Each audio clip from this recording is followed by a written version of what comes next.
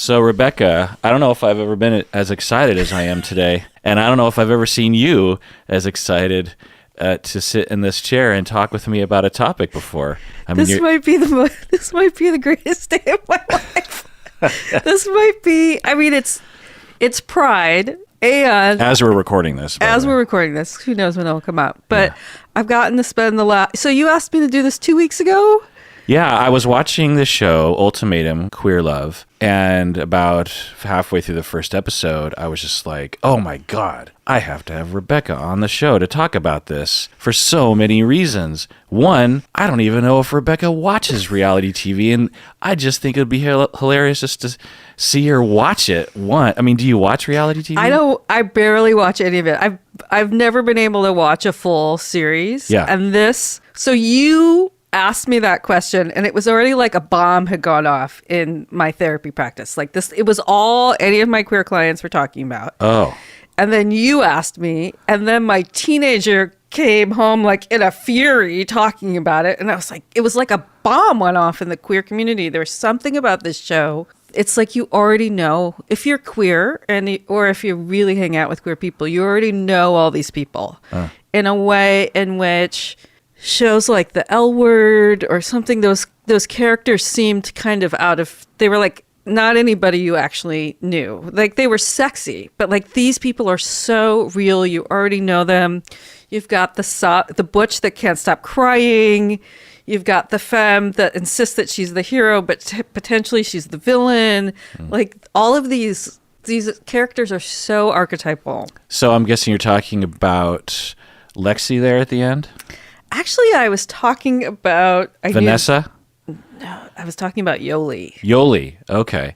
So Yoli is the femme who comes across like the hero but might be the villain? Well, she's not quite honest. She's clearly not versed in ethical non-monogamy. Uh-huh. And I was shocked how she handled... How so? Let's get into it. Tell me about Yoli. So... Who knows who Yoli really is? I mean, I also don't watch any of this, so I had to learn, like, why are all the glasses metal? Yeah. Do you know the answer to that?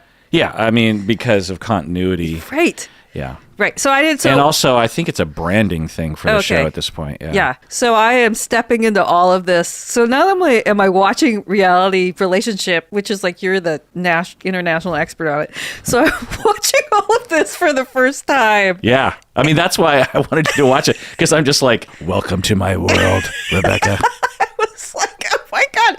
So, I mean, the way they paint Yoli in the beginning as so loving, and she paints herself this way, right? And she hates Vanessa. Mm-hmm.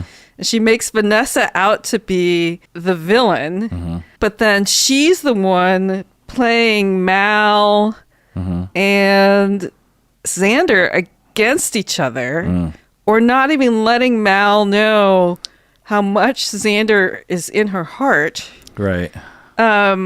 And so that was wild. So how is that an archetype? Why is it an archetype?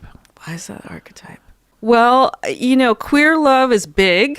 And when you find it, it's always quite overwhelming. I mean, there's a reason that the joke is, what does a lesbian bring on the third date? Do you know the answer? Something about moving in together? Yes, a U-Haul, right? Okay, yeah. Because when we find each other, it's so overwhelming because we got this messaging that you would never find each other, or it just seems so impossible to find a queer partner who's at all a match. And then you find a match and you're just like bowled over by all of these hormones and the idea that like you are lovable and you might have found love. And so to watch her tell Mal, she comes in with the ultimatum, right? Yoli comes in with Mal, you're the one. And then pretty quickly wants to be with Xander. And some of the attraction is the financial stability and the pressure to get pregnant, and already negotiating into your relationship the cost of IVF. That was mind-blowing to me, that young couples are thinking in that way. And it's all very realistic, but wow. Because it's tens of thousands of dollars. Right? Yeah. But what pressure to put on a relationship. Right. So that's just we're just scratching the surface. The privilege of the heteros, where you don't have to pay. just let nature take its course usually, or sometimes. Yeah, okay, interesting. And so is it some sort of archetype that develops because it's just a human archetype, or is it a particular lesbian archetype? What is it about being lesbian that would create this archetype? Drama.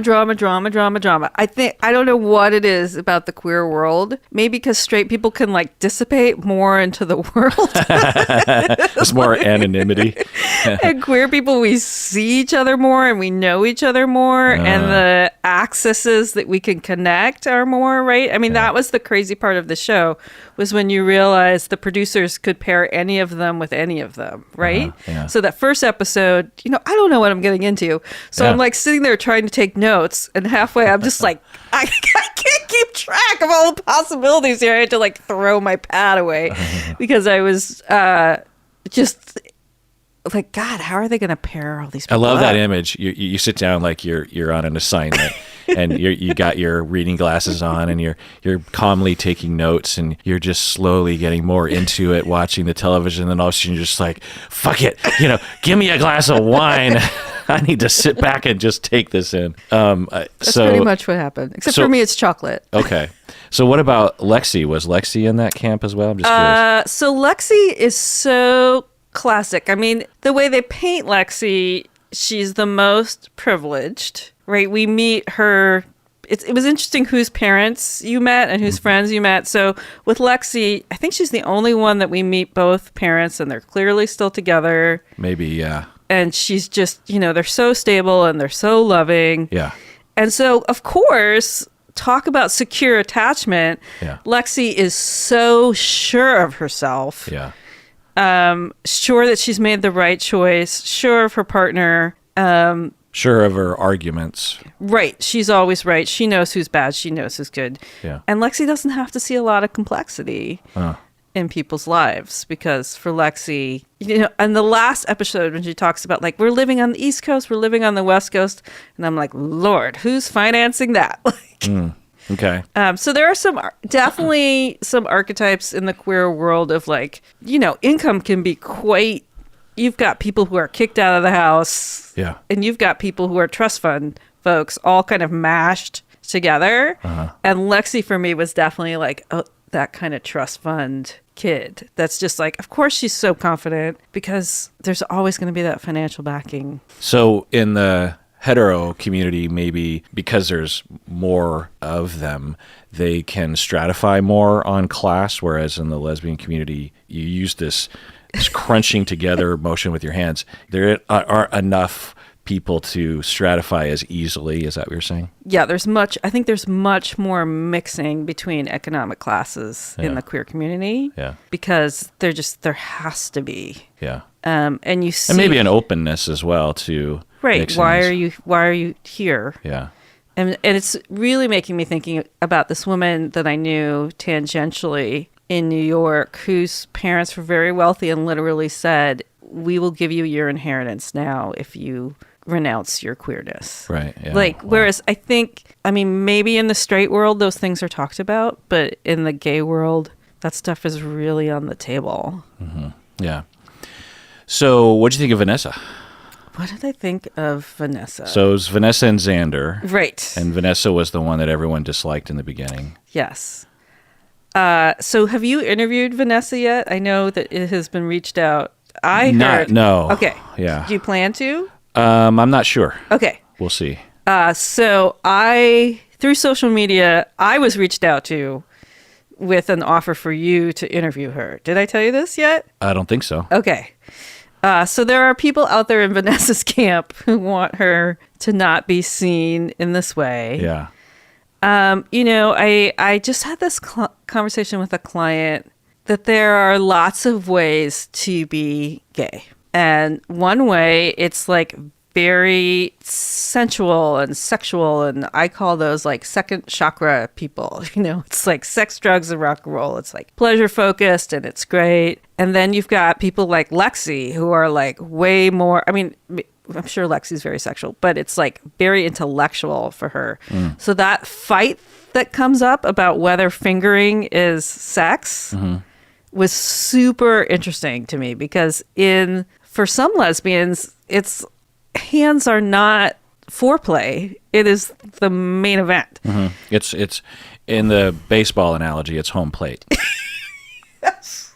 Well, so let me ask you this. So let me tell you. Oh no. Uh-oh. So Rebecca, before she sat down, she's like, I have to warn you, I'm gonna get real giggly if we do this episode. So here we go. I'm professional. Yeah. So in the hetero world, it is a known, documented system of having the bases be as such. You have first base, which is kissing, probably French kissing. Second base is hands up the shirt. Hands up over the shirt, under the shirt of the woman, and then third base is hands down the pants, either person, and also oral is also considered. There's a lot on third. Second base is hard. There's hardly anything on second base, really, when you think about it. First base, you could stay on first base for a while. You could. I feel like the bases were developed by seventh graders, where you would stay on second base maybe for a couple months, but by the time you're 17, you're whizzing right. Sometimes you don't even stop it. So you're going straight across the mound from first to third. Excuse the pun. That ball. Yeah, and then of course you have a home run, which is intercourse, and I suppose anal, but sometimes people say anal's fifth base. Anyway. So what is the lesbian system? I assume there's a policy that's there. Yeah, they're a well-documented policy. Yeah. It's just really different. And you could see in that argument, I don't know what episode it was, where they are discussing, maybe it's the finale, whereas they say, sex is different for different people. Well, Vanessa mentions it. She's like, I understand that maybe I had a different definition, and she was trying to accommodate people around them. But the main fight, right, was when Lexi was going after Vanessa at dinner. It was Lexi with Yoli at her side going after Vanessa because Vanessa and Ray had sex, and Vanessa was arguing against the word of sex, and so they had that fight. But mainly, what Lexi was going after Vanessa was because I think the argument, and I was confused, but the argument that Lexi was making was that Vanessa was being flippant about having sex. They were yelling at her about having sex with a friend, someone that you weren't romantically or marriage-wise interested in. Yeah, there was so here's my take, and I could be totally wrong, that Ray was kind of on the fence about being intimate, and Vanessa kind of pushed her into having sex. This is just armchair observation. Could be, yeah. So for Vanessa, it appears that fingering is kind of foreplay and fun, and maybe something you would just do with a friend. Many of them brought their strap-ons for, and is strap-on a home base in queer sex. Or did they show that they were bringing? I feel like there was a upcoming episode thing where it's actually Tiff yells, "Don't open that bag. My strap-on's in that bag." Oh, I didn't even catch that. Of course you didn't. Right. So for some, they might consider strap-on stuff to be home base, which is quote unquote sex, and third base stuff is. But I also just want to say that for women, there is a non-linear aspect in this because the orgasms can keep going and there's no recovery time. Plus, there's two people that can be having multiple orgasms at any moment. So this kind of like third base thing, it doesn't. Obviously, the heteronormative notion is bad for even hetero people because it denies the intimacy aspect. It denies the aspect that you're discussing right now. It's all just based on seventh grade notions that have been injected into their head from heteronormative and also religious society. Right. But I did think it was really interesting that they were having that conversation of like, what is sex for me may not be sex for you. Might just be a fun thing that you do with someone that you're getting to know. Yeah. Yeah, Whereas, I thought it was fine that Vanessa's like, what's wrong with having sex with someone that you're not necessarily gonna marry? Yeah. You know? And Lexi's like, do you have sex with all your friends? And Yola's like, yeah, do you have sex with all your friends? And I'm thinking, and then Yoli what's wrong with talk. what's wrong with having sex with your friends? There's nothing wrong. It's consensual sex. Yeah. So, do you think that if we were a fly in the wall, which we were sometimes with that camera in the corner, would we have concluded that Ray was coerced by Vanessa? You know, as a therapist, I'm just trained to read people's faces. And I don't know if it was embarrassment or what, but Ray just looked incredibly uncomfortable when the whole thing got discussed. So my guess was that Vanessa, I don't know if she's more sexually active, more sexually experienced, more sexually experimentational, or that if, you know, I mean, I think that there was also like an embarrassment factor. Like it seemed like Vanessa was ready for anything at any time, just seemed very, very open. And Ray was very shut down. Deer in headlights. Yeah. I mean, there was also that other scene where Vanessa kind of forces Ray into the ocean. Like Vanessa's in her bathing suit. Oh yeah, right. And Ray's like fully clothed and Yeah, like Vanessa's like, woo, let's go. And Ray's like, oh wait, I need some time to adjust. I'm not sure. And I think that's why they liked each other. I think Ray wanted someone like that because Ray came across to me as someone who, and she even, it's amazing how I'll see a sign of something. This sounds like I'm bragging. I'm not bragging. What I'm saying is that it's amazing how... You've watched probably more of these shows than anyone. Maybe that's part of it for sure. But what's amazing is that the theories and the research holds up sometimes very neatly when it comes to, say, a passive personality, someone who is on the dependent spectrum, someone who has schemas about incompetence and lack of agency because of their traumas. It's amazing how one tiny sign of that will show itself in a show like this. I will hypothesize about it because it fits neatly in that, but I have no idea because it's just one tiny little example. And then the individual proceeds to confirm from their own mouth for the rest of the series. Ray was one of those people. She did something early in the season. I was wondering, I was thinking, I wonder if this is someone who is on that spectrum, and then proceeded to say, I don't know myself. I don't know my feelings. I have a hard time making decisions, and I have a problem with that. I don't know what I want. And I think that makes it hard for someone in her position to navigate those situations. Did she want it? Did she not want it? Does she even know what it's like to want something or to not want something? And then you meet someone like Lexi, who is very overpowering. Right. They Who's fit like, neatly. here's what you want. And you're like, okay. Right. And then Vanessa comes along, who is a different sort of overpowering personality, but in a more light way. You know, Lexi was more direct and more judgmental. But Well, and if you just compare, maybe this is why they did this. If you just compare Lexi's and Vanessa's parental figures that show up, you know, Lexi's dad is like silent, whatever you want, honey. And then Vanessa's dad is just like, I've been married multiple times, Yeah. and I hadn't thought what about is that. love? And yeah, in my reaction videos, I didn't really hypothesize much about that because that didn't seem like there was much to go off of. It's tempting to draw conclusions, but I was refraining. But when you mention that, yeah, it makes a lot of sense. Yeah, Vanessa was like her dad, someone who was having wanderlust, and also maybe someone who denies their own needs, their own vulnerability, their attachment needs. Vanessa seemed to wake up to that by the end of the season. With Lexi, I don't know, but she fits the profile of someone who was parentified, someone who had to grow up. Because Lexi was 24, I believe, if I'm not mistaken. And let's see, yeah, Vanessa, 20, or Lexi, 24. She's by far the youngest person on the show. And if you didn't know how old Lexi was, you would think she was the oldest person on the show because of the way she talks. She's so sure of herself, and she's so driven, and she's so like, let's make life happen. Let's get married. Let's have kids, you know.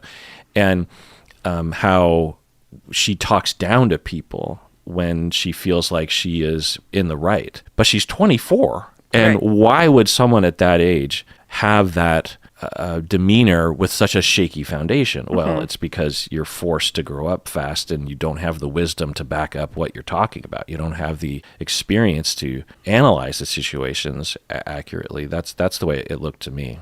Well, and the way she goes for Mel, too, where she's like, I could be with you, right? Like, she's that self-assured of herself. So this Mel offers the chance for us to talk about what the show got wrong. Okay. Which is that... Let's take a break and we get back. That's a good teaser. Okay. Okay, we're back from the break. So what did they get wrong? So what they got wrong was pronouns, for sure. That they were very much in the binary, that this is a show about women. And we know that both Mel and Aussie identified as they, them, non-binary. Well, what I saw was that Mal and Xander on their profiles were she, they, and Tiff was they, them, and Aussie was no pronouns. Yeah. Aussie was just Aussie. So... yeah, I mean, I expected there to be pronouns listed. It would be so easy after their name, right? That's the standard. And then as I'm watching the show, I'm like, okay, I guess I'm just going to have to look for context clues as to what people's genders are. And there were some, because their partners would refer to them, talk about them. But sometimes it wasn't clear. And so about halfway through my reaction videos, I actually just did some detective work. And, it's hard to find all their Instagram accounts because there's a lot of people with the name Mildred. Well, there's not a lot of people with the name Xander, Mildred, Yoli, Aussie, but Sam, I guess there's anyway. And so I did that, and I thought, okay, you have a show called Queer Love, and you have no information regarding pronouns. And then once I found that out, I just started watching, and a lot of people will misgender people on the show. Yeah. And I thought, like, you just think they would try to button that up a little bit.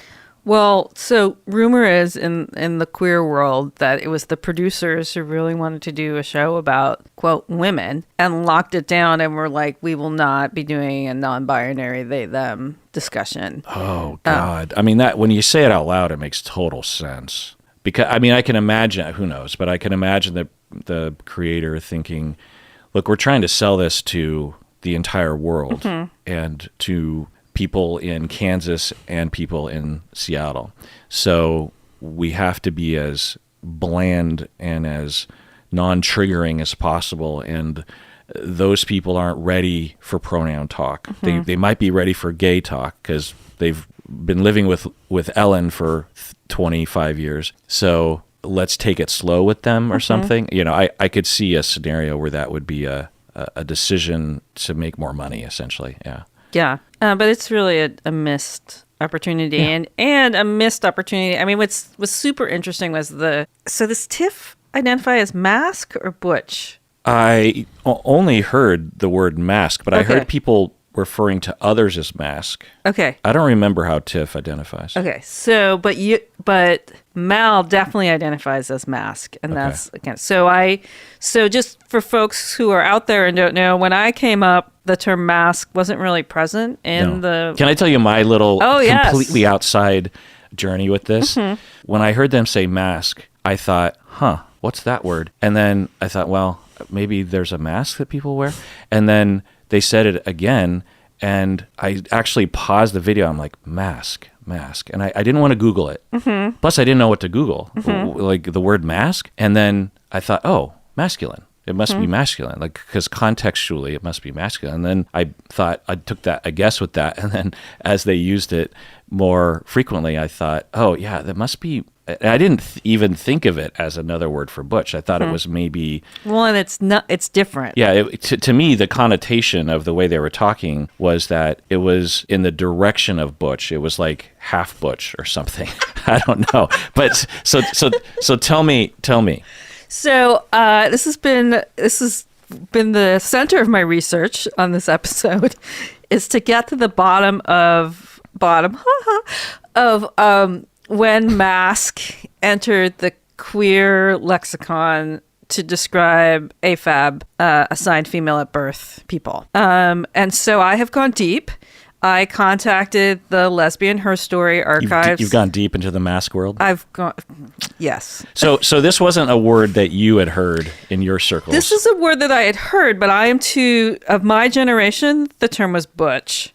And you could be a stone butch. You could be a soft butch. Stone butch is like... Stone butch is Leslie Feinberg, like completely masculine presenting, can pass. But there's also sexual connotations there that you never bottom as a stone butch. Okay. We're going to we can I don't want to go there's so many roads we can go down, so I'm trying to stay focused, and I can Meaning that you would never receive? Yes. That you get pleasure by only topping, by giving.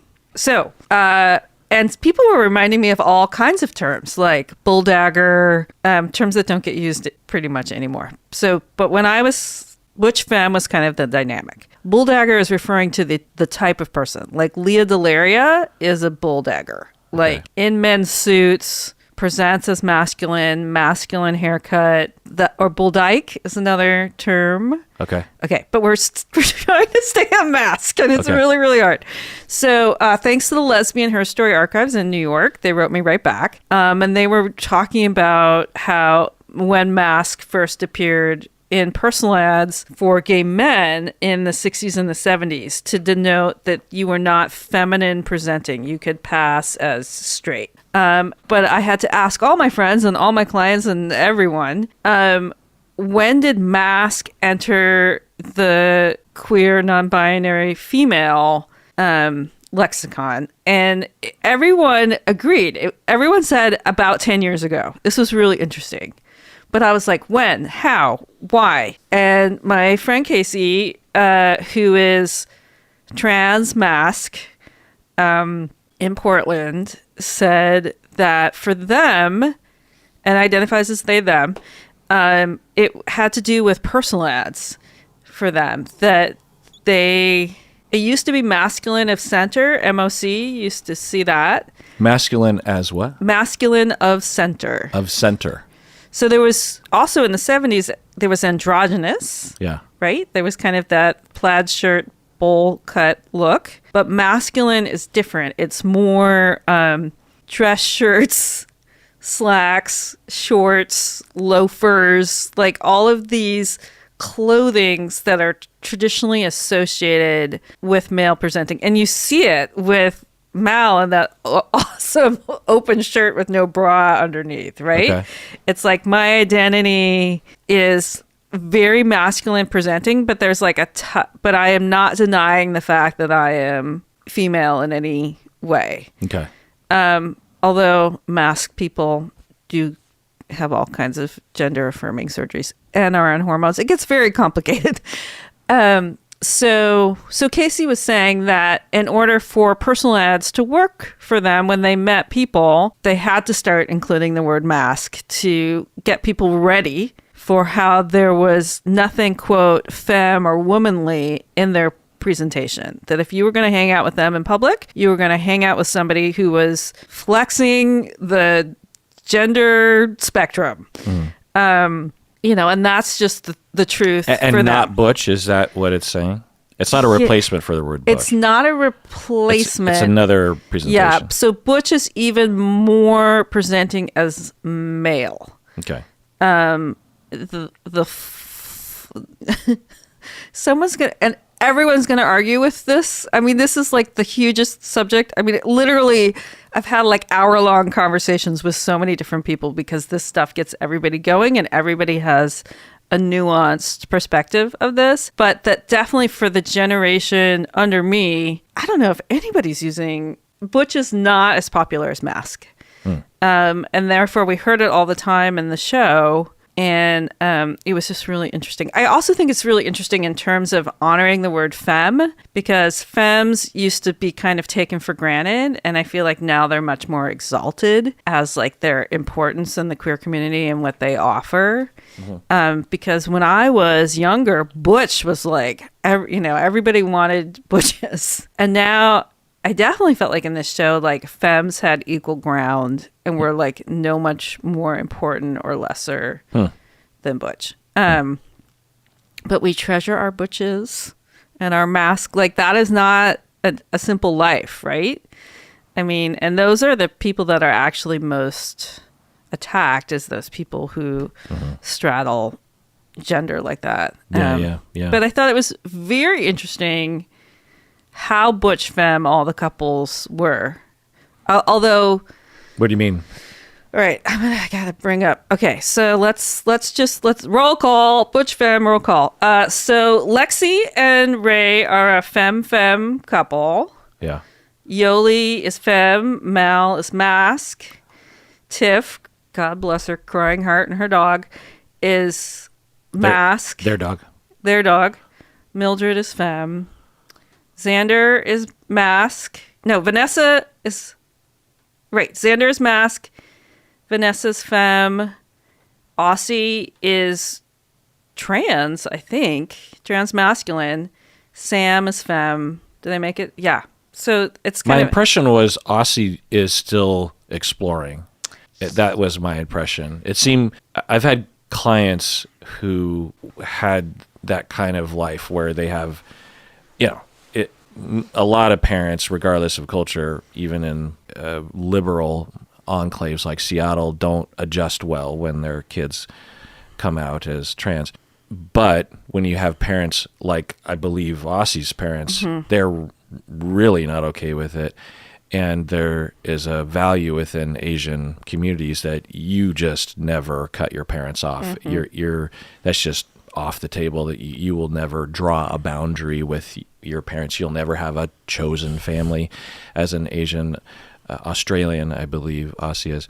And so I don't know, but I was writing my own story about it, and it's all speculation that for Aussie cannot fully explore that for themselves, and also could never publicly come out like that because there's only so much that Aussie's parents, mother in particular, could handle. So that was my impression. I don't know. So are you saying that I interrupted you? Are you saying that we're like trying to do it with hand gestures to each other? Top bottoms, yeah. I mean, so are you saying that it's common for Masc femme to match up? Well, it is. Yeah.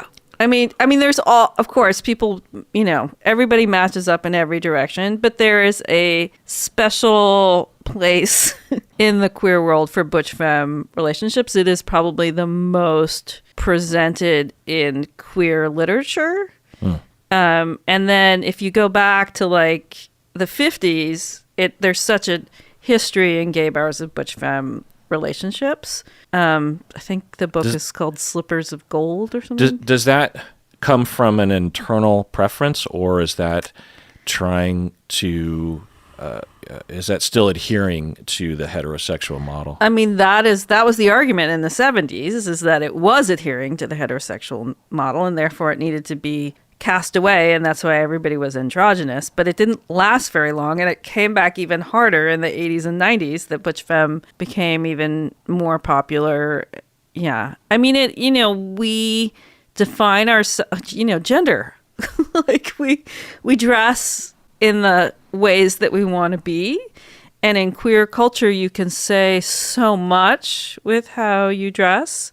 So, League of Their Own, if you watch that show, the character that Rosie O'Donnell plays, the old butch bartender, is such a kind of a classic image. Everybody knows an old butch. Like, and then, that femme of like, you can pass. I mean, I'm thinking about my relationships in the 90s where it was like, if something went down with the cops or like an aggressive person, like it was my job as the femme, the butch steps back because they're going to get the shit beat out of them. And I, as the femme, step forward to negotiate this whole thing because I am acceptable in society's eyes and I can pass. And, it's the butch femme dynamics are super intense. So when I met you, were you femme in the late aughts? I'm pretty femme. Because I would have said you were more in the Xander direction. That's hysterical. Why? Well, Short hair?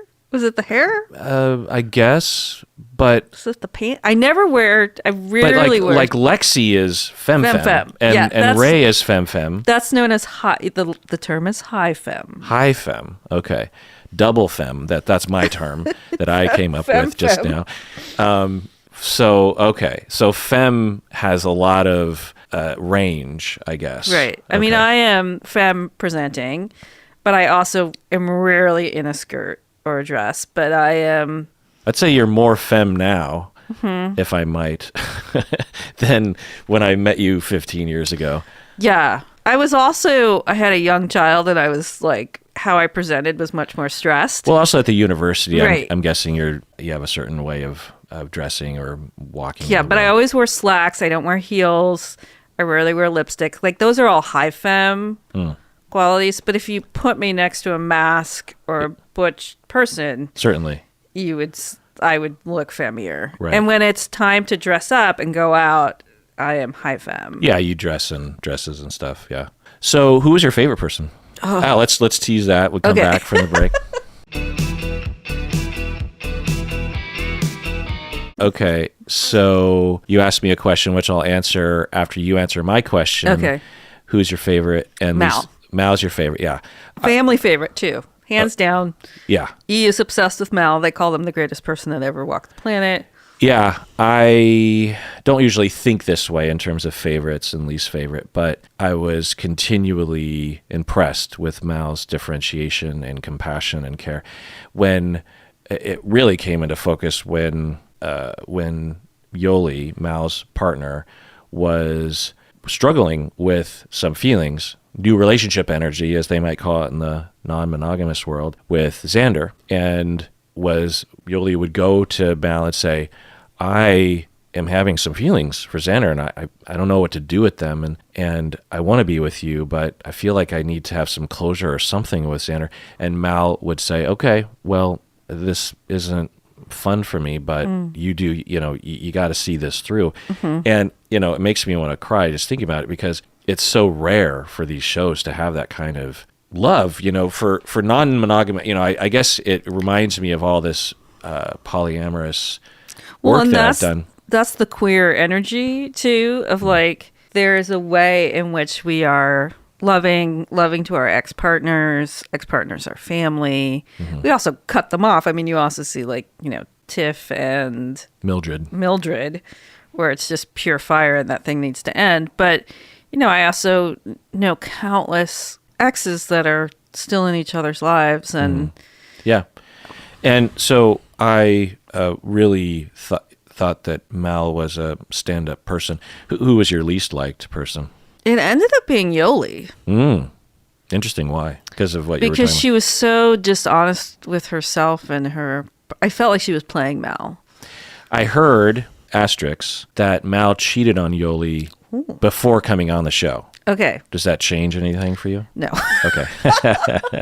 but maybe that's because that my opinion is already formed and this is all new information for me. When Yoli and Xander at the proposal episode were confessing their love and I can't let you go kind of a thing, were you like gritting your teeth, or what was going on? I was just shocked that like she took the wedding ring off. She shows up, she takes the wedding ring off to talk to Xander.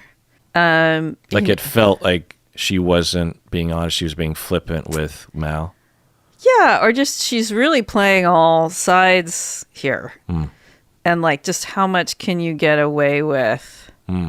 And, I'm sure none of them understood, like, all of this is getting filmed and we'll get spliced together and right. We're all going to see all of this. It's interesting, 'cause I feel like the community watching the show had a similar reaction to Yoli, where in the beginning Yoli seemed like a liked person, but as the season progressed, people tended not to like Yoli. And I don't know if I just didn't see that. I saw Yoli as having some issues for sure, but the way it looked to me was that Yoli was legit in love with Mal and wanted to marry Mal. But then because of the format of the show, you're living with someone for 3 weeks, and Xander comes along, who is another person who wants to get married, by the way. Mal doesn't, right? And has the finances right Interesting. I hadn't thought about that. And that Xander also is just an extremely open, attentive human being. Xander and Mal were my favorites, I think. Right. And Xander's a physical therapist, and there's all that. You know, if your love language is touch, like, you know, Xander's going to send you over the edge. Okay. So for Yoli, I think it was an overwhelming experience, like, oh my God. And for Xander too, Xander being with Vanessa, who's kind of a free spirit, right? And fun to be with, but hard to feel like you can depend on them long term. Yoli wants to get married. So Yoli and Xander just have this, oh my God. And they clicked. They had chemistry, and they had a lot of sex, I think, and really bonded. And so the way it looked to me was that for Yoli, it was legit a hard decision. I think Yoli intellectually knew that she should be with Mal and wanted to be with Mal. But, you know, when you fall in love with someone, you have that new relationship energy. It's compelling. And those scenes to me just felt like Yoli was in that confused state. And maybe when standing in front of Mal was like, yeah, Xander is this distraction of a feeling that I have to have closure around, because that's silly. Like, why would I fall in love? But then when Yoli would be in the midst of Xander, it was just this golden goddess of love and attachment that Yoli couldn't ignore but wanted to. It just seemed like and the way that Yoli was trying to communicate to Mal, when you see it cut together, edited together, it looks like Yoli is lying to Mal. But I think Yoli literally believed what she was saying when she was talking to Mal, and downplaying and minimizing her feelings for Xander. But then around Xander, the feeling, you know what I mean? When people are you're stuck. an expert on these shows. I mean, you have to remember, I don't watch these shows at all, so I like take the scene more at face value. Well, I don't know, but most people saw it the way you did. So Okay. I don't know if, and I sometimes, you know, obviously we all have a bias. I have a bias. So when I see these things, sometimes I miss things, and I don't know. So when you hear my interpretation, does that make any sense, or what do you think was wrong with that? You know, maybe I am too much in Mal's camp of wanting Mal to get the love that Mal deserves. And, you know, well, and Mal has said that Yoli falls hard for everything. So I sent you this clip that was hysterical. This group of lesbians pretend that all the characters are going out for pizza, and they're trying to order pizza. And so for me, Yoli's love would be very triggering. That she would be so into person X on one day and into person Y on the next day.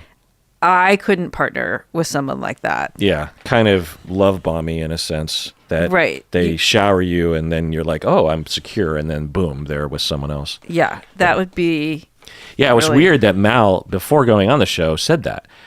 I don't know if Yoli's in love with me, or if Yoli is just with me because I'm the one that is in front of Yoli. And I thought, at the beginning of the season, I thought, well, that's a weird thing to say. Like, why would you, what evidence do you have that Yoli, that her love for you isn't real? But then the exact, that scenario happened where someone came along and Yoli fell in love. And I'm super curious, with your experience of watching these shows, do you think the producers could kind of sense who Yoli would fall the hardest for?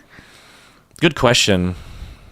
I'm sure they have conversations, not necessarily about who they would fall for, but what would make the best TV. Right. And who's the fucking consultants on this show? Like, how do they do this? Well, how do they find these people? How do they match them up? How do they find people with such intense attachment issues who are willing to go on television? Like, this is explain to me, Kirk Honda. Well, it's all implied based on speculation and leaks that will happen from producers of shows like this. But my impression, and I'm pretty sure this is correct because it would stand to reason that this would happen, that when reality TV first started to come into full swing in the late 90s, early aughts-ish, there was a lot of trial and error. And there were a lot of shows that, you know, were made and failed. But over time, you have a refinement of the science. They wouldn't call it a science. They would just call it like... And are there like psychologists or psychiatrists on these shows, or there are consultants? There are, but I suspect the true experts on how to, you could say manipulate, or you could say encourage or something. The true experts are not professionals in our field because it's too immoral. Yeah, it's too unethical.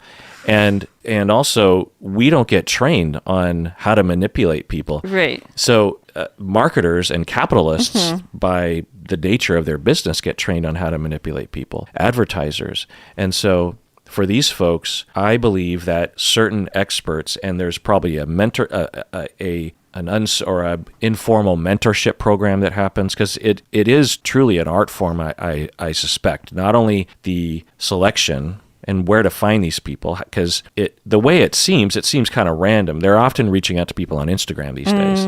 They'll just DM people on Instagram and say, hey, do you want to be on a show? And then they will do that for a lot of people. They cast a really wide net. Yeah. Then they start to kind of vet them. A fair amount of them don't even want to be on the show, right? So they start to weed people out, and there's a self-selection thing there too. And think about the people that would want to be on a show. Right. That's a different sort of person.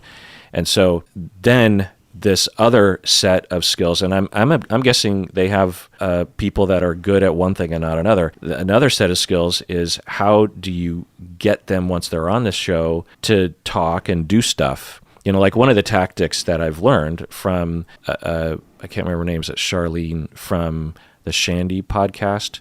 She was on The Bachelorette or Bachelor, and she talked about how, how they do those interviews where it's like, the reality of the stuff is happening, and then they cut to Mildred being interviewed about what it seems as though Mildred's being interviewed maybe later that day, or it could be like months later, and they're talking about what's happening in the moment.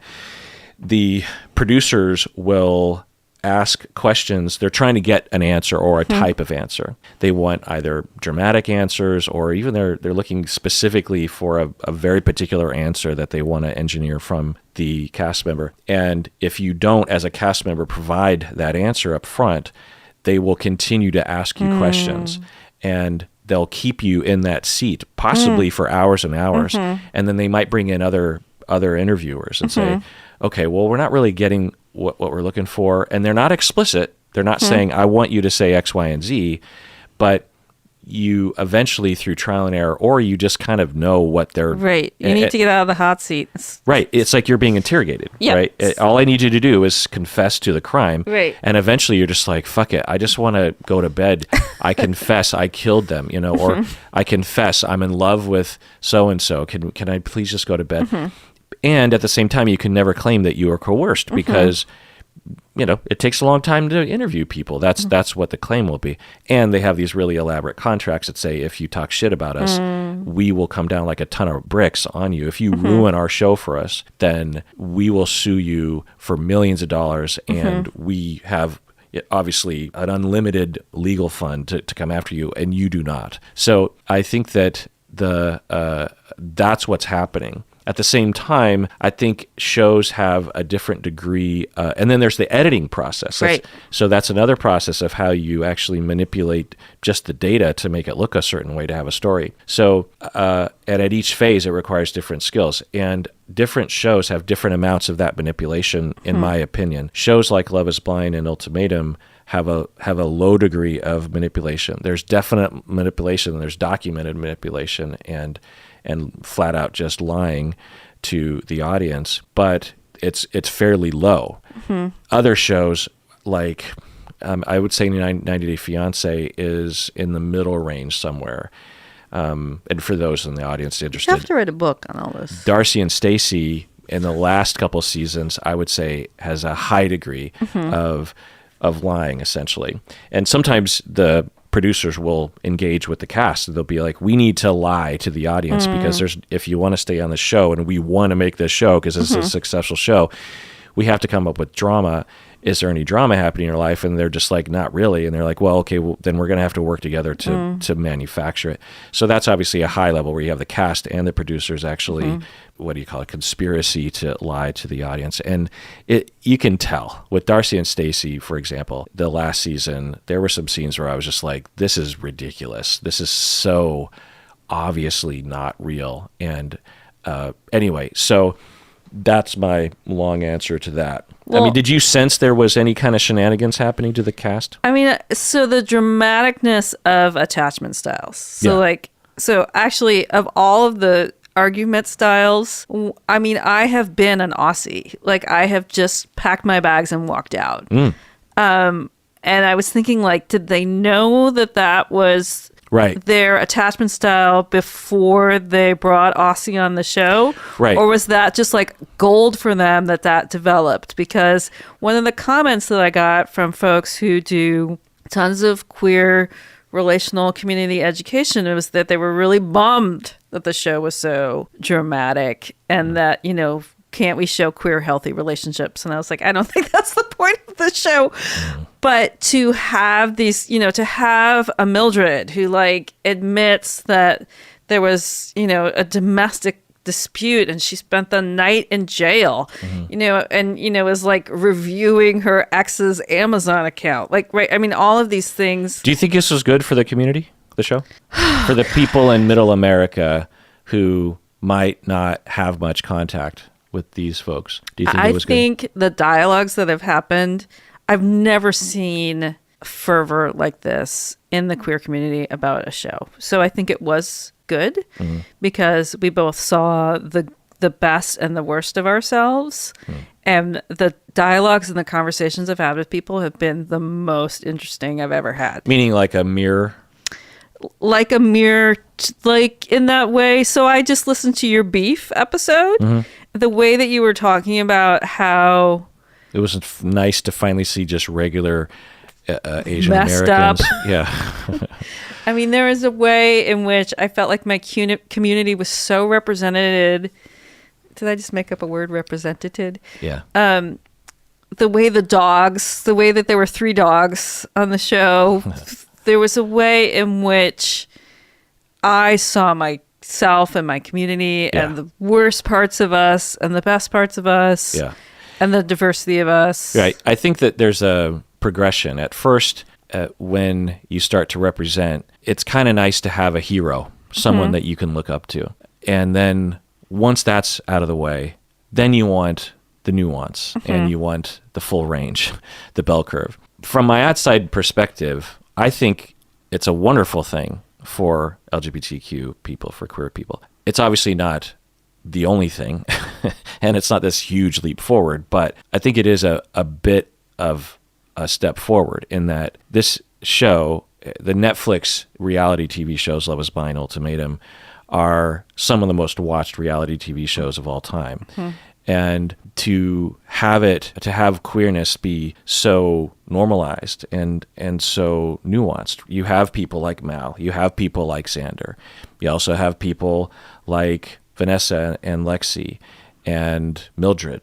And you to me, it represented a lot of things that you and I just know, but middle America and the rest of the world doesn't necessarily know. I mean, a lot of minds can be blown by a show like this. Be like, oh, right. wait, I mean, so Lexi is a lesbian? Like, literally, there would be or people how who would many say soft butches, or I don't know how Tiff identifies, but overly focused on Tiff, that I would say Tiff, for me, was the most revolutionary character. A butch who cries, right? Someone who is desperately both trying to love and be loved, and the way that she floods and walks out because she just can't handle it. Sorry that I misgendered you, Tiff. The way that they flood and they walk away. Yeah. The way that Sam follows her out. I mean, the way that Sam, very healthy person as well. Yeah. The way that they all say to each other, I'm so proud of what we all learned on this show together. Like, there is, underneath all of the insanity, there is that queer culture piece of, in the end, let's just admit it, people, we're each other's back. Yeah. Like, you may not be able to go home again, but you can come over to my house for Thanksgiving. You know, like...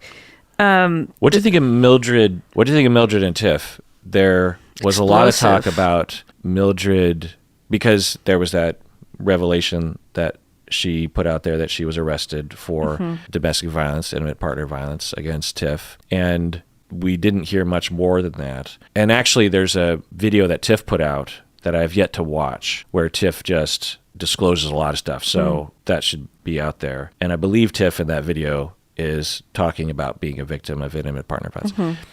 There were a lot of signs of that, the way Mildred talks, obviously the violence, being arrested, but it's not a slam dunk indication of a pattern between Mildred and Tiff. But what do you think about that? Well, let's talk attachment styles, because that's what people wanted to hear. Please, yeah. So we would say, we being the royal we. We in the field. We in the field. So Mildred has disorganized attachment? Could be, yeah. And we heard from Mildred herself the tremendous abandonment. But the other thing is, I'm guessing Mildred had drug-addicted parents. It fits the profile. Abandoned by mom, then abandoned by dad or something. Raised by, I believe, grandma. Grandma dies at 12. So that's a very common profile of parents who are struggling with ongoing drug addiction, meth, heroin, something. And then she has a high-needs kid herself. Right. And she has to choose over her partners.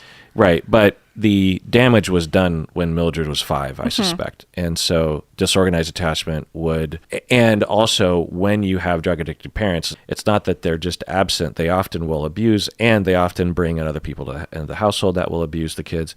So there's potentially Mildred might have one of the most traumatic childhoods that anyone has ever had on the planet. You know, she's in that top tier category that is common. And disorganized attachment is usually developed in that scenario. There's a lot of speculation in that, but obviously that, or preoccupied, you could say Mildred's a preoccupied pursuer in perhaps the borderline direction of distorted. Right, because she just, and could be editing or whatever, but she just goes from 0 to 100 really fast. Yeah. So that, like, she's not in the moment. She's very quickly in her trauma. And I mean, that in the queer community, I feel like it's like we lead with our trauma, right? I want to connect with you, but here's all the fucking countless ways I've been wronged and have been hurt in the past. And I'm assuming you will hurt me this way as well. Like, we kind of like, welcome to the first date of queer culture. So there's a way in which we are constantly defined by how we've been wronged.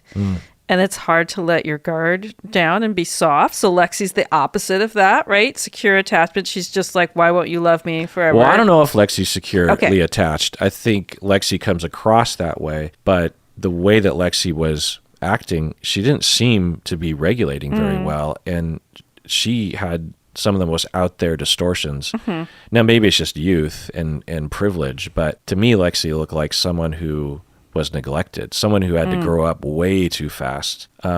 So I would say that Lexi attachment style, I don't know if it was much presented. I mean, the pursuing aspect is indicative more of a preoccupied person, but the self-assuredness is more indicative of an avoidant person. So, you know, people can be mixes. So I just want to get back to Mildred. Please. So we have Mildred first with Tiff. Yeah. And they are explosive. Yeah. And talk about how they break up once a week, that kind of thing. And then you put Mildred with Aussie. Yeah. Who is also another massively traumatized individual. Yeah. And, you know, you get that attack, runaway. Right. And I don't think that Mildred is ready for the fact that Aussie just bolts. Yeah. Like, you know, and you get that, you know, and then Mildred has replayed her trauma completely, right? Then she's abandoned yet again. Yeah, my conceptualization of that whole scene was that for Mildred, she can hold it together when she has someone to attack, when she has someone to conflict with or engage with. But when truly abandoned, truly alone, then Mildred has nothing to cope. She can't cope at all. And you saw the progression, and it was really interesting to see that at the beginning, Mildred's like, I don't feel anything. I'm okay. And at first I'm like, well, maybe Mildred and Aussie weren't really that connected. It makes sense. They barely met each other just a couple weeks ago. But that was, you could say dissociation, you could say shutting down or denial or something, the calm before the storm. Then you see Mildred very quickly start to attack Aussie and say, and Aussie left this laundry basket right in front of the drawers. Like, why would they do that? They could have put it over here, but they put it here on purpose to, and Mildred's throwing stuff around. And I start thinking, well, because Mildred's claim was that she didn't have any feelings about it. She didn't care. And I was like, oh, it kind of looks like you care. And then you see her start to actually really go down. Yeah. And she starts to cry. And then she starts to disclose on camera about her abandonment and how that's being triggered right now. And that was all very raw. That is what she's trying to cover up. That's what she's trying to deny when she engages in the attacking, that bulldozing, the way she talks to Tiff and Aussie, but it's really more pronounced with Tiff. Just the assuredness that Mildred would have when at the reunion, Mildred's like, will you let me talk and stop talking? And then at a certain point, Mildred's could just completely just basically telling Tiff to shut up and not say anything ever. And I was curious when I was watching it. I'm like, okay, well, how is Mildred going to justify that? But when you're a bulldozer and you're so triggered and you're distorted and you've also been modeled this kind of behavior, then you'll convince yourself of anything to fit how things feel. And I think for Mildred, what she ended up saying in the moment was, I just don't like the way your voice sounds, which is such a ridiculous statement. Shut up. We're having a conflict and you're trying to make your point. You're going to shut up because I don't like the way your voice sounds. Because at that point, Tiff hadn't been able to say much. Right. So Mildred couldn't say, you are interrupting me. So she just wanted to control at that point, I think. And that's why those moments with Tiff and Sam are so poignant for me, when you see Tiff go into the reaction formation that she's being attacked. And Sam's like, I'm not attacking you. We're going to make it through this conversation. Or maybe that was my projection. No. And you see Tiff slowly start to unwind, that she realizes that she can have a safe conversation with Sam. Yeah, Sam was way more... If anyone is potentially also in the secure camp, it would be Sam. Sam seems to handle it and assert herself pretty well. We saw it with Tiff, and we also saw it with Aussie. And there were... So, spoiler alert, the only couple that's still together today is Aussie and Sam. At the reunion, Lexi and Ray claimed they were still together, but they broke up soon after the reunion, which doesn't surprise me. I was surprised that they were together at all. But I think given... So what is, for you, relationship expert, what is the bond that keeps Aussie and Sam together? Well, I mean, who knows what the bond is exactly or what they love about each other, but I think the way that it works, and I think we saw evidence of this, and the show was actually giving Sam a chance to actually break away from that homeostasis, where I think under normal circumstances, they live a pretty distant life, because Aussie really desperately wants to be close, because Aussie's never had that, and of course Sam wants to be close. But in order to tolerate it, Aussie has to have the ability to distance very quickly because of the traumas that Aussie has been through. We saw a very visceral display of Aussie's breakdown when Aussie was sitting on the curb talking to Aussie or Sam's friend. And so I think for Sam, normally Sam is like, well, I'll accommodate and I'm not getting all my needs met, but I believe in Aussie and I know Aussie cares about me, but I don't know, sometimes it hurts. I imagine that Sam is in that camp. And maybe also Sam has some issues about downplaying herself somehow at times, but I wasn't quite sure about that. Or Sam has other people that gets her needs met. Yeah. And so I think that before the show and after the show, they have a balanced homeostasis, an equilibrium where that works out, but it's not optimal. When they were on the show, Sam started to say things that I think were new to Sam, things that the show was provoking. Maybe even the producers are like, hey, how about you da-da-da? And Sam's like drawing more firm boundary of like, you can't just walk away from conversations. And you can't say that to me. The way that, because Aussie was being, if you just look at the verbatim, completely unfair to Sam at times. And, but it was so clear to you and I that Aussie was traumatized and triggered. Even before Aussie revealed the trauma, it's like, oh, Aussie's having a visceral bodily reaction to this that, is not fair to Sam, but Aussie has no control over what's happening. Right. Yeah, I mean, that look that someone gets when they are not in the moment and they're way in the past. Yeah. It's not just Aussie going like, haha, I don't want to participate in this conversation. No, it's Aussie's left their body and therefore has to leave the room. Right. Yeah, they're not present. Right. So in terms of attachment, you could say Aussie is disorganized on the avoidant side of things, or just an extreme avoidant. You could say that. Just rattling through, if the audience is interested, I suppose. Tiff seemed on the preoccupied side of things, but not in the classic way. Because Tiff wasn't an avoider. No. We saw Mildred and Aussie get together, and, Right. and Aussie's an avoider. Aussie avoids in conversation and physically avoids. Tiff doesn't seem to, and I think that's why Tiff and Mildred... Tiff is looking for love in all the wrong places. Maybe. But I'm guessing Tiff... Looking for love in all the wrong faces. Is that... What's his face? Oh my God. Looking That's for Kenny love. Rogers. Yeah, Kenny Rogers. I wanted to say Lenny, but Tiff, I think, has a similar background, maybe not as traumatic as Mildred, but I think Tiff comes from a similar background. Well, also, I'm making a huge... It is very common for Butch or Masc people, because of the way that society is going to push them to the edge, that there is a woundedness there. Yeah. I mean, that's the other thing. Like, in addition to all the normal sorts of attachment injuries that happen to young children that can result in the things we're seeing, all of them have been massively abused by society and still are. So society, their schools, their friends, their churches, whatever. So it was an ongoing issue that probably aggravates all of that, right? But the original damage for, I think, Mildred and Tiff were when they were very young. I imagine Tiff saw a lot of the same anger and yelling at each other.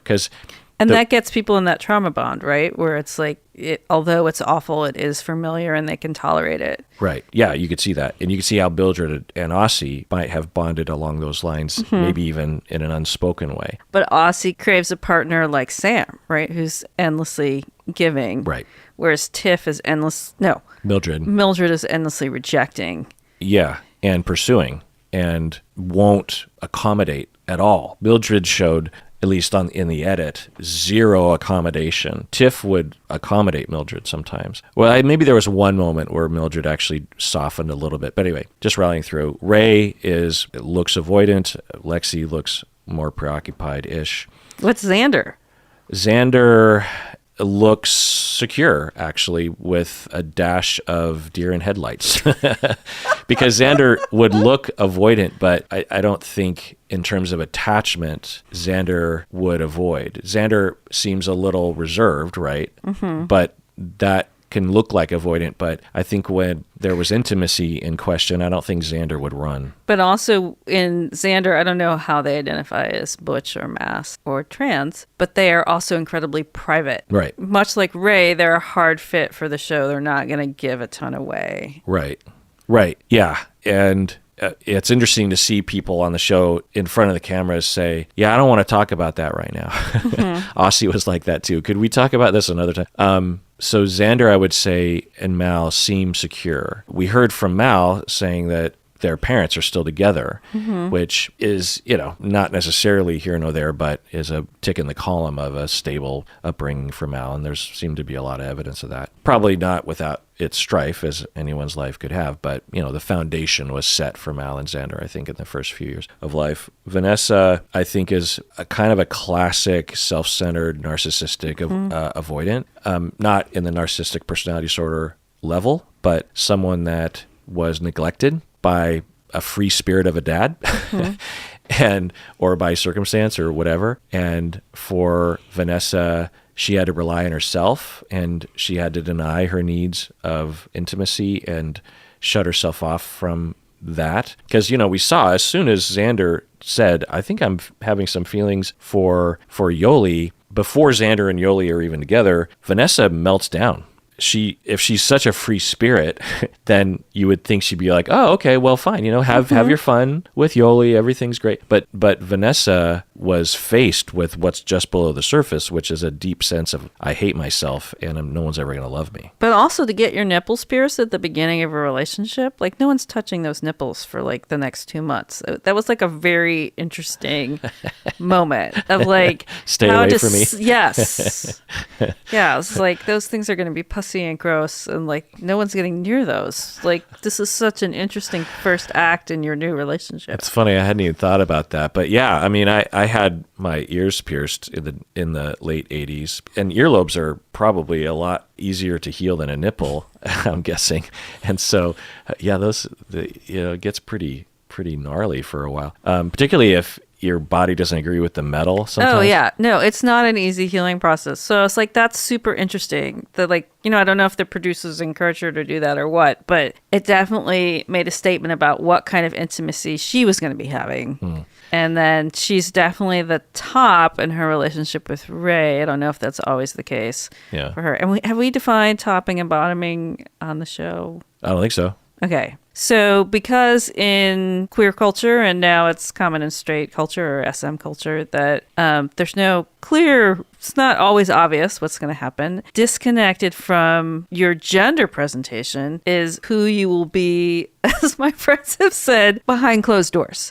So to be the top is to be the penetrator, and to be the bottom is to be the receiver.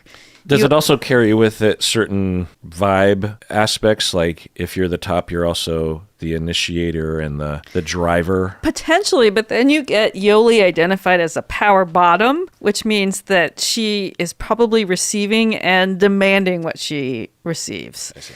And then you get aspects of, it gets very complicated. And then there's like service tops who, similar to Stone Butch, like you can have... Is there a word for people that just want to do all the things? Those are called switches. Yeah. Is there a word for people that don't want to be in a sexual act where there's a top or a bottom and you're just both together? Is that possible? You're switchy. What if two switches get together and they're like, could we just not switch? Can we just be free to go with the flow? That is a personal negotiation between two partners. Because to me, it just seems like it's a binary that exists, but there's a lot of variation in terms of energies and activities, right? And, sure, there are people are having all kinds of sex in all kinds of ways. Yeah. But I think for the purpose of how the show defines it and talks about it, it's really interesting that Yoli gets identified as a power bottom, which has probably never happened on TV before, that someone is identified and is like happy to be in that role. Right. And the other thing I want to ask you was, what did you think about the sex scenes, the cameras that were in the bedroom? So awkward. What did you think about it? It felt incredibly awkward, and you're watching with I'm your watching kid. by myself. Oh. Because I'm researching. But your kid... I know my kid is seeing this, but they've seen way more than that. It's pretty tame. Okay. So it was awkward to watch. It was awkward to watch. What? Like, I was thinking, like, are they trying to hide from the cameras? Do they really want to be doing this? And they're trying to hide. They could have gone in the bathroom, I guess, if they wanted to really, really hide. Presumably, there's not a camera in the bathroom, but they know the camera is there. Yeah. It's not a hidden camera. No. They would show from another angle with a handheld this security camera that's just sitting there in the corner of the bedroom. But yeah, the whole question I had, and I don't know if it'll ever be answered, is how do they feel about this being out there? They knew it was being filmed, but you could imagine they'd think, well, surely they won't post this stuff on there. Or they get caught up in the moment and they forget the camera is there, and that isn't necessarily consent to have it out there, right? Even though they signed on the dotted line, is it moral to exploit people after the fact? And a lot of people were assuming that the cast, or they weren't even asking the question as to whether or not the cast wanted it out there. But to me, everything hinges on that. Is this common in that. reality TV shows that people are filmed having sex? No. Well, it happens for sure. And there are some famous examples. I think Big Brother, or shows where they would put people together in the same house and there would just be these security cameras everywhere. I think there are some famous examples, but typically no. Like in 90 Day Fiancé, it doesn't happen. Do you think that it's because it was lesbian sex, it got kind of eroticized and they wanted to show it? Right. So I had a whole kind of journey with this because I'm watching and reacting in the moment. And so as I'm watching this scene, there's a camera filming me watching it that's going to be posted on the internet. And this whole experience is so meta, we can't get even more meta. Right. And I'm thinking in the moment, so not only am I watching these two people have a very private, intimate moment, but people are watching me watch them. And what am I I supposed gotta go to back and watch you watch them. what am I supposed to do? And Right. So what did you do? well, I paused and had my brain had this weird do not compute sign over it.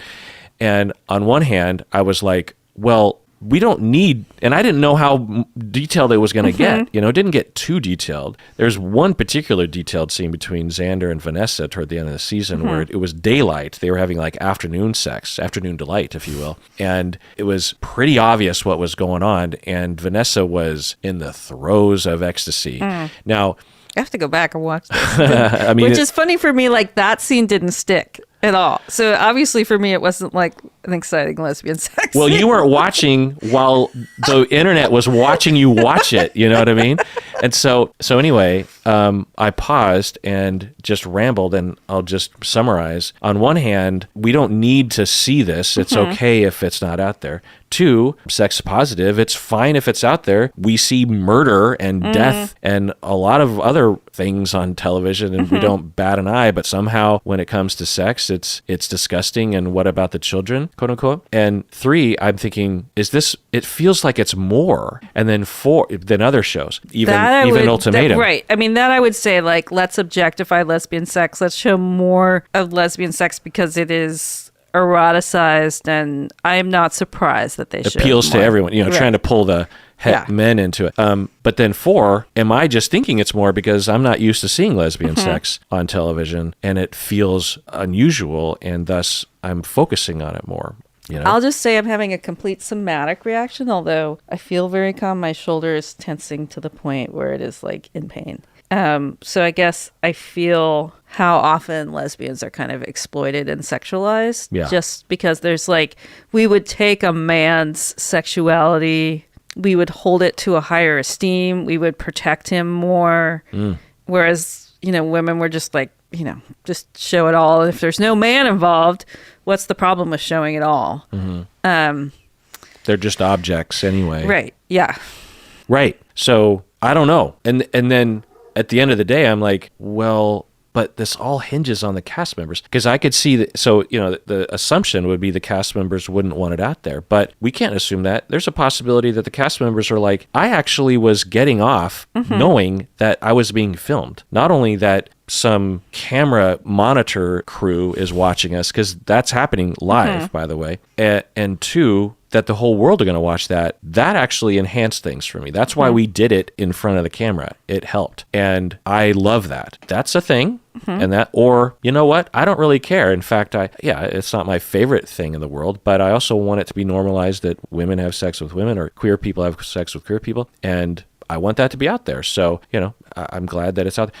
I don't know. Or are they feeling like, I did not want that out there? Why did they put that out? I don't know. So it all hinges on that to me. Really, right? Because even if the motivation of the producers was nefarious, how does the cast feel?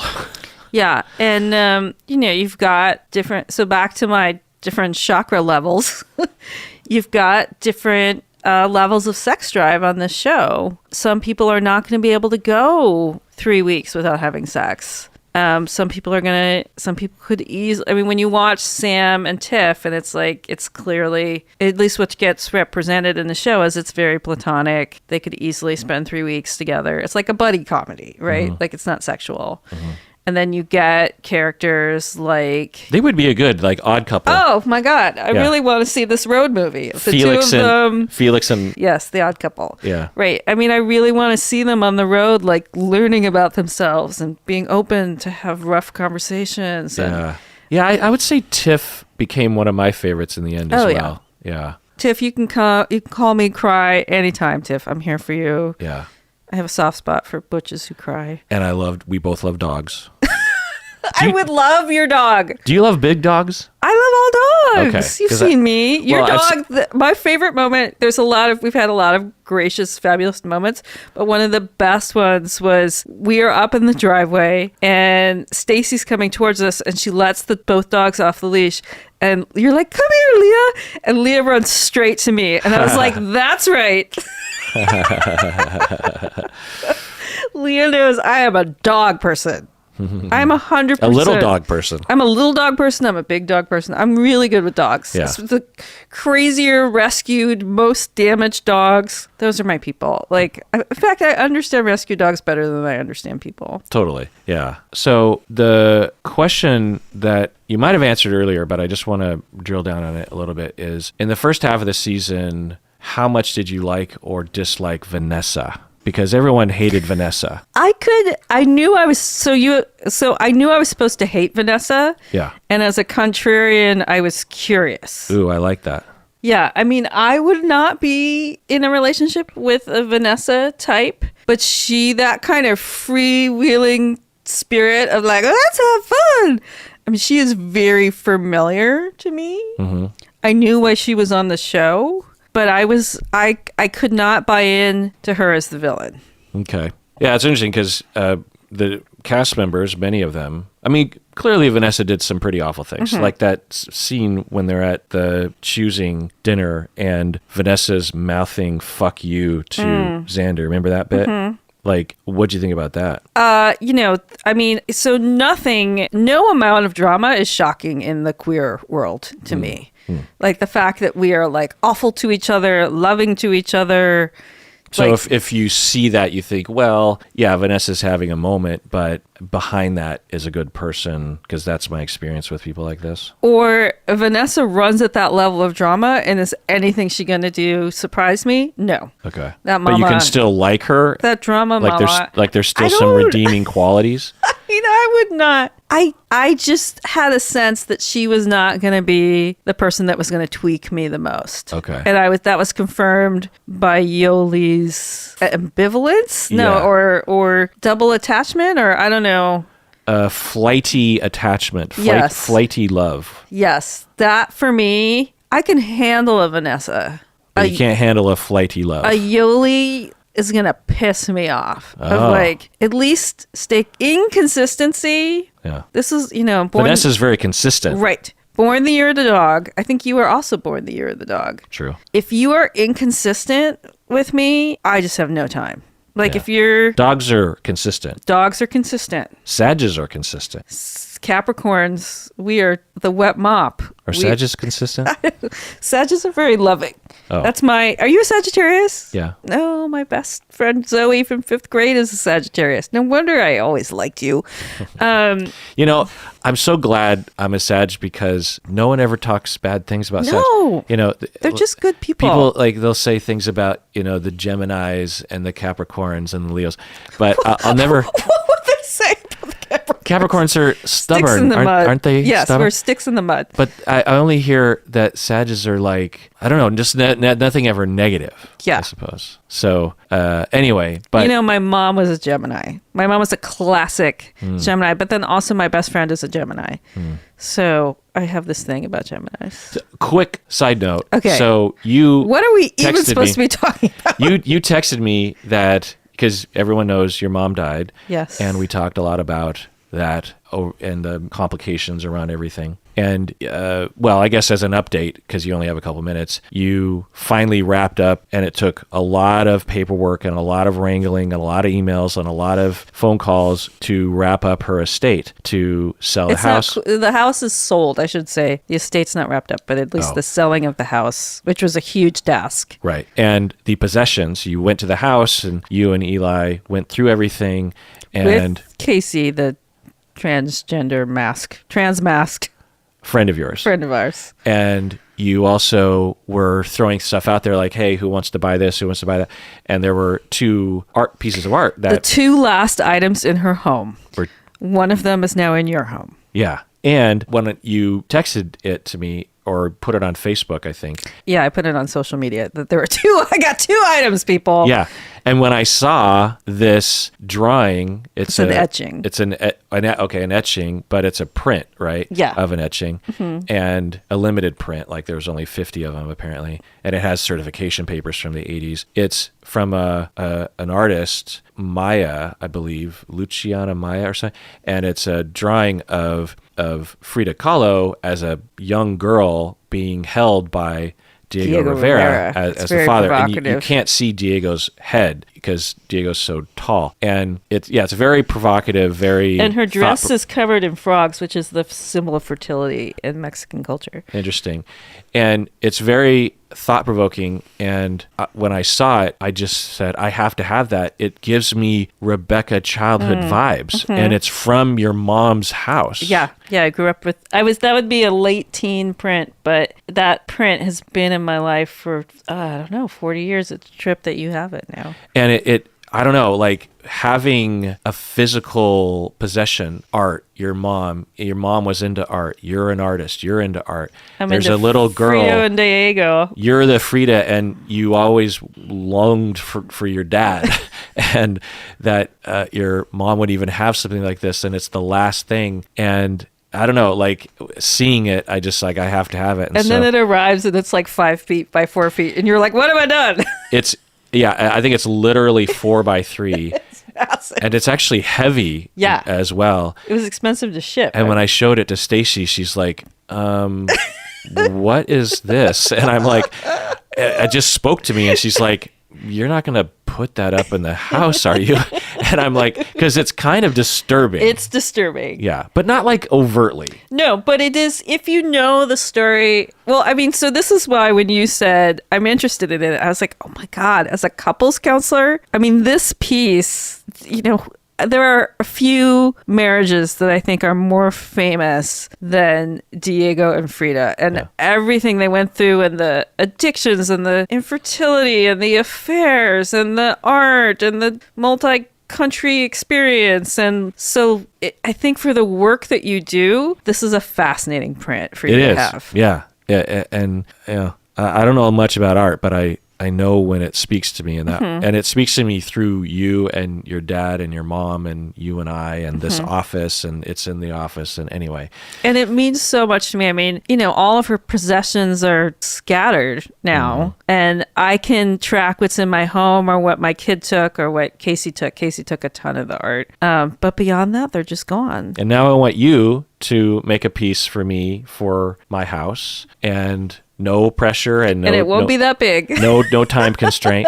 And so because you're a great artist, and two, I think it, having art from people that I love is a huge deal. My dad, for example, went through a brief period of making art when he was studying art, because he was an artist throughout his whole life, but he didn't make a lot of just for fun art, and he did when he was younger. And I have a few of his paintings, and he is mortified that I have them up, but I love them because my dad, he's like 20 when he's experimenting with abstract art. Anyway, okay, final question. Yes. Sitting up. If you were on the show, oh Lord, who would you have chosen to do the trial marriage with?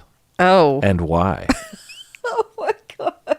I mean, Mal is very attractive to me. Okay, I think we have our answer. And then would I have had sex with Mal? Yes, I would have gladly had sex with Mal. Especially in the hat and the leather jacket that's currently in their press photo, but also, it's a vibe thing. Mal just seems so generous and kind and stable and funny, and you meet their friends and you just want to get to know them. So is it that Mal seems like a very good person to be with emotionally, or does Mal get your second chakra humming? Yes and yes. Okay. Yeah. I mean, I think so. It's not just all nice things. It's right. It's more.